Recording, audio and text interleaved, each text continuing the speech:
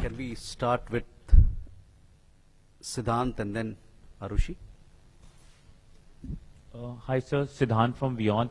Sir, my question to you is, India-UAE relationship has been traditionally focused on energy. The Prime Minister was addressing the IIT, the first batch. So are we looking at diversification of the relationship into other fields, especially when it comes to education?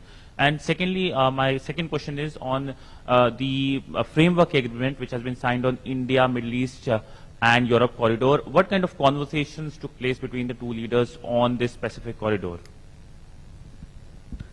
Arushi? So this is Ayushi Agrawal from ANI. Sir, how much was the ongoing conflict, Israel-Palestine conflict, discussed between the two leaders, and also its impact on the I2U2? Second, PM Modi is in his address yesterday mentioned about that UPI services will begin in UAE soon. So if you can tell us more about that, when can we expect that to happen? Meghna?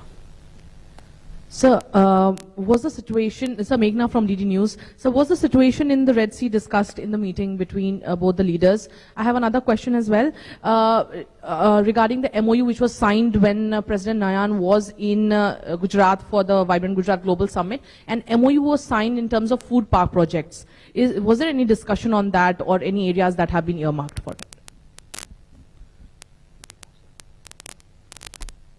Please.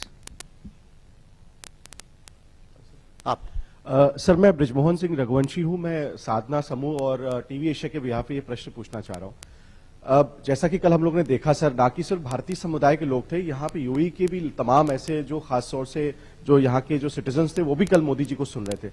और एक बड़ी एक घटनाक्रम हुआ जो कि positive रहा। 2 दिन पूर्व कतर में लगभग जो 7 नेवी के जो अफसर थे जिनको मौत की सजा सुनाई गई थी, उनको आदरणीय प्रधानमंत्री जी के और आप बायलैटरल रिलेशंस की जो आप बात कर रहे हैं उसके तहत उनको छोड़ दिया गया। तो ये माना जाए कि सर आने वाले समय पे भारत के रिश्ते ना कि सिर्फ यहाँ इस्लामिक देशों के अलावा अन्य देशों में भी इसी तरह से होंगी कि कोई कभी ऐसी घटना अगर कभी होती है जिसमें हमारे भारतीय नागरिकों की कोई स्थिति खराब हो सकती है, तो उसमें आप लोग के सहयोग से विदेश मंत्रालय की तरफ से इस तरह के प्रयास आगे भी किए जाएंगे।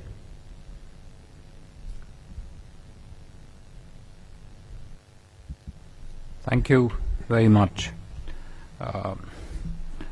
Siddhant, some of the questions in the room are kind of interlinked with each other, so may sort of go to them interchangeably. Siddhant, to your question with regard to whether there is the signing and the meeting of the Prime Minister with the IIT students, does that signify diversification of our bilateral cooperation? I think if you look at the trajectory, if you look at the spread, if you look at the intensity of India-UAE cooperation in the last 10 years, and I would make a point of correction here when you said that India-UAE partnership is focused on energy. I think if you look at the specifics of it, if you look at the evidence of it, if you look at what the two countries and the two leaders have particularly done in the partnership, you will find that there is this is perhaps one of the most comprehensive partnership that India has with any of the countries. You can take any segment of economic endeavor and you will find there is an ongoing cooperation between India and UAE in that field. So I am not very sure if it would be correct to confine it to begin with itself in the energy sector. I think to begin with itself it has a very wide base. Yes, the launch of the IIT Abu Dhabi, IIT Delhi Abu Dhabi campus does signify an entry into a very important area of education per se, and also what education does to people connectivity, what it also does to the entire sector of cooperation which has a tangent link to the innovation sector. I just listed out to you 10 agreements that clearly tell you that the continuing leadership driven impetus to this partnership has expanded it to pretty much all areas of economic activity that the states engage in, that our societies engage in. We already started with a very strong base, but I think everybody would recognize that that base has not only widened, it has deepened, and also there are further layers of stronger and deeper cooperation in many areas in this field. Aishi, to your question on the when would the UPI services be launched, and on the Israel-Palestine discussion, also links to Megha's question on whether the situation in the Red Sea was discussed. As I mentioned to you in my opening remarks, the developments in our region, in this region, they have been a very important element of discussions between the two leaders, not just yesterday when they met, but even in their previous meetings. This is a region which is an important source of wider energy security all across the world, including for India. There are important stakes involved whenever there is any disturbance takes place. So yes, the discussions they did feature the Israel-Palestine and the situation in the Red Sea did focus in the discussions between the two leaders. As regards its impact on the I2U2, as we mentioned in our pre-departure briefing yesterday, that whether it is I2U2 projects, and this of course connects me to Megha's point on the food parks really. So whether it is I2U2 projects or it is the IMAC, and the signing of the agreement which I mentioned on IMAC is a clear testimony and evidence that while the ongoing disturbance in the region with regard to conflict in Gaza and the situation in Red Sea indeed is a matter of concern, and both countries and the leaders continue to monitor, supervise and exchange notes on them.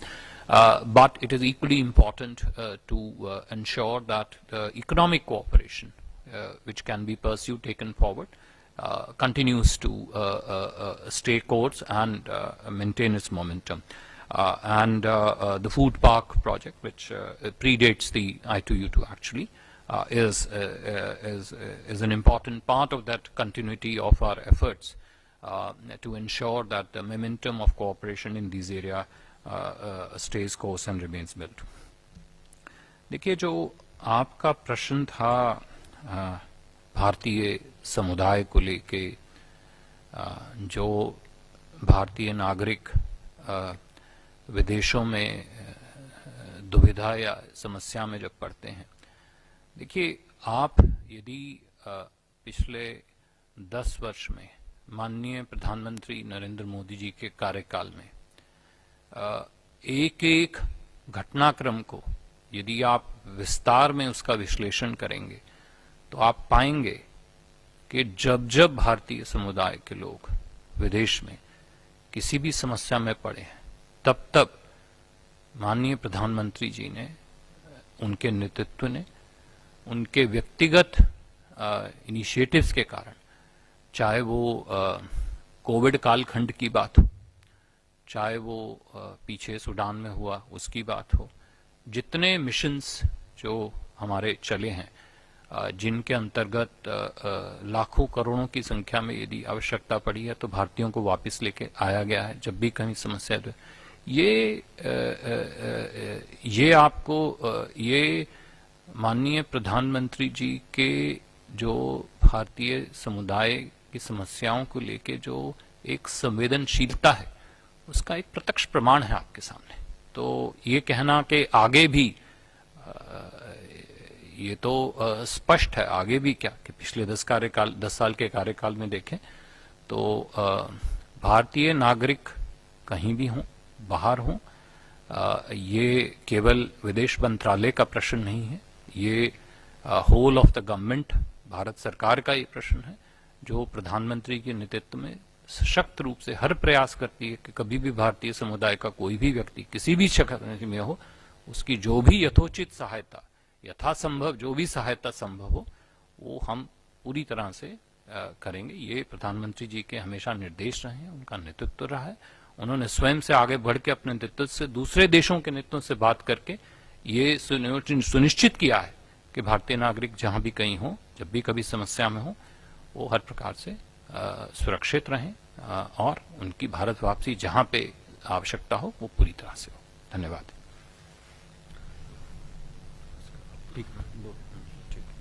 Siddhant and then Vishal. Hello, Foreign Secretary. I'm Siddhant from CNN News 18. Foreign Secretary, last time around in the month of May, if I'm not mistaken, there was an announcement made that MR Group will invest